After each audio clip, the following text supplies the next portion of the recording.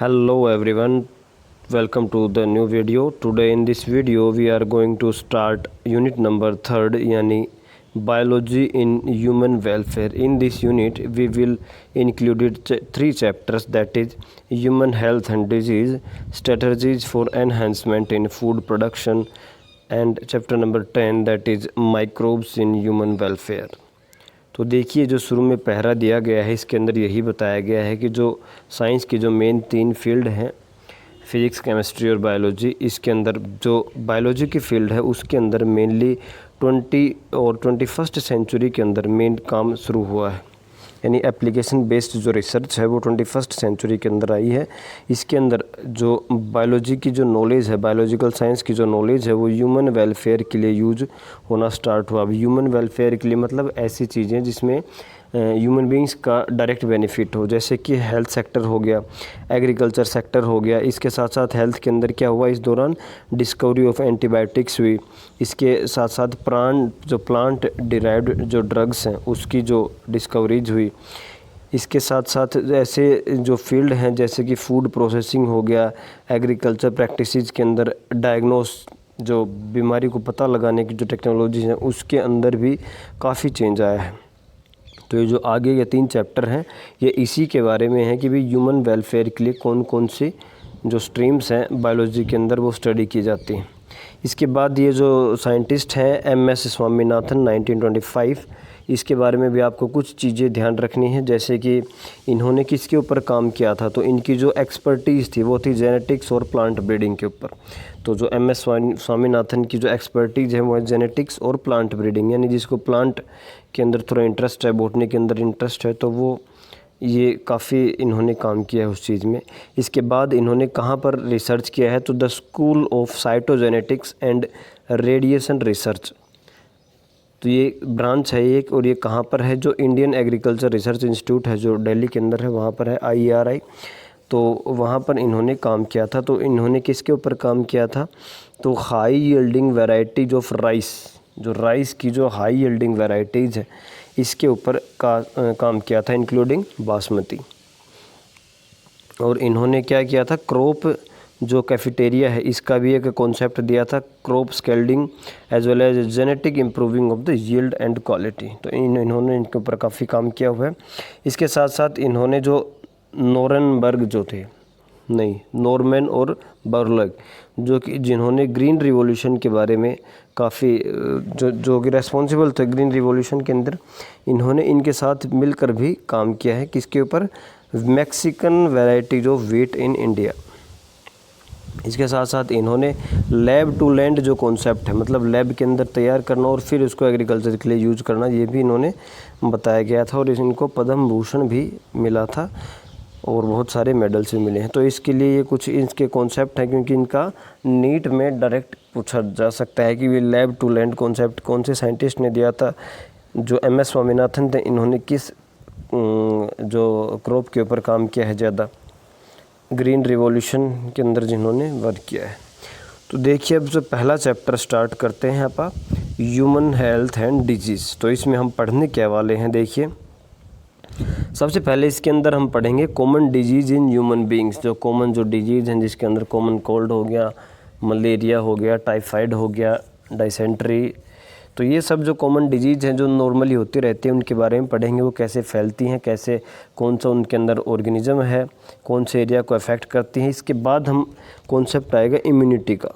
Immunology होती है, immunology the science which deals with the defence mechanism of the body, यानी immune system. तो immunity जो हमारी बॉडी की रोगों से लड़ने की जो क्षमता है वो किस कारण है, कौन से सेल्स हैं, कैसे वो काम करते हैं, कैसे वो किल करते हैं। उसके बाद जो मेन जो डिजीज़ हैं जिसके अंदर एड्स आता है और कैंसर आता है, ये हम पढ़ेंगे। और लास्ट में ड्रग्स एंड अल्कोहल अब्यूज़, जो कुछ लोग जो ड्रग एडिक्ट हो जाते हैं, कौन कौन सी ड्रग्स हैं, कैसे वो कौन से एरिया को इफ़ेक्ट करते हैं, ये हम पढ़ने वाले हैं इस चैप्टर में। तो चलिए आज के इस वीडियो में हम इंट्रोडक्शन का पार्ट करेंगे, पहले वाला।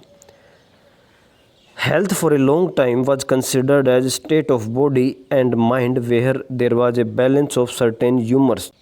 एक स्टेट होती है जिसके अंदर बॉडी और माइंड सही रहें, और वो किसके कारण है, कुछ बैलेंस होता है कुछ ह्यूमर्स का। और ये था पहले का कॉन्सेप्ट, बहुत समय पहले ऐसे मानते थे। This is what early Greeks like Hippocrates as well as Indian Ayurveda system of medicine asserted.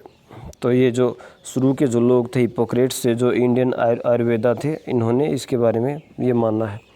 It was thought that person with black bile belong to hot personality and would have fevers. जिनका body temperature थोड़ा सा high रहता है, black bile nature के हैं, उनका fever होने के ज़्यादा चांसेस हैं। This idea was arrived by pure at reflective thought. इसके ऊपर कोई लॉजिक नहीं था। The discovery of blood circulation, ये कॉन्सेप्ट आ चुका है। ब्लड सर्कुलेशन की डिस्कवरी किसने की? William Harvey.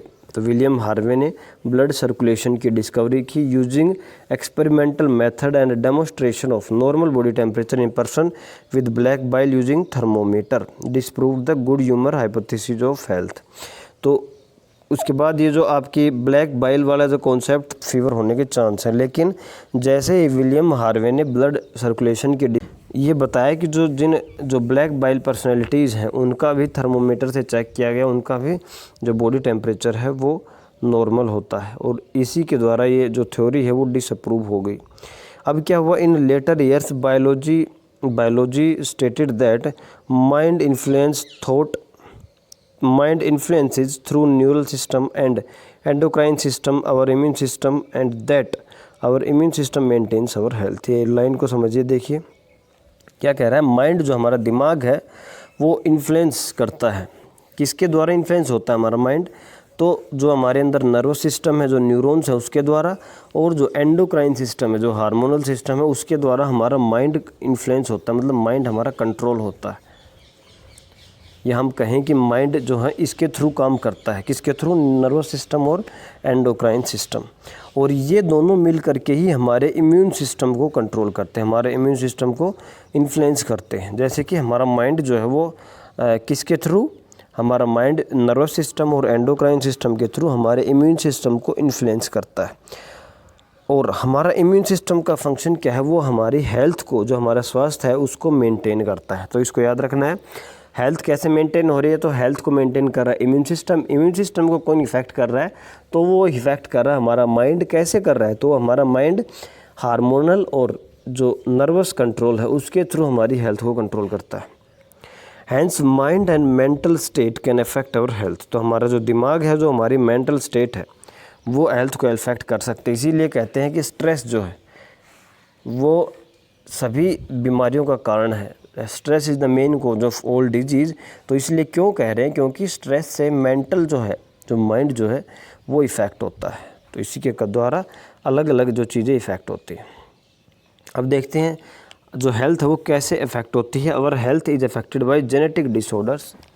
मतलब ऐसे डिसऑर्डर्स जो हमारे जीन्स में ही आए हैं, हमारे माँ बाप से आए हैं। जो कुछ एक जो डिजीज़ होती हैं वो क्रोमोसोम्स की वजह से होते हैं, जीन्स की वजह से होते हैं, जो डिफेक्टेड हो जाते हैं। तो the deficiencies with which a child is born, या defect which the child inherits from parents from birth. मतलब ऐसे जो जन्मजात जो बीमारियां हैं, जो बच्चे को उसके माँ बाप से मिली हैं, उसके द्वारा हमारी हेल्थ इफ़ेक्ट हो सकती है। इसके अलावा इन्फेक्शंस है, जो डेली जो रूटीन लाइफ होती है उसके अंदर इन्फेक्शंस होते हैं। हम हज़ारों तरह के वायरसेस और बैक्टीरिया से डेली एनकाउंटर करते हैं। तो उस केस में कोई न कोई इन्फेक्शन हो जाए, उससे हमारी हेल्थ इफ़ेक्ट होती है। और तीसरा है कि लाइफस्टाइल, कि हम कैसे, हमारा खाना है, कैसे हम रहते हैं, कैसे हम पानी पी रहे हैं, हम कितनी एक्सरसाइज कर रहे हैं, कैसे हमारी बॉडी को आराम मिल रहा है कि नहीं, एज वेल एज हैबिटेट्स, हम कैसे माहौल में रह रहे हैं, वो भी हमारी हेल्थ को इफ़ेक्ट करता है। तो ये था आपका introductory part human health and disease का।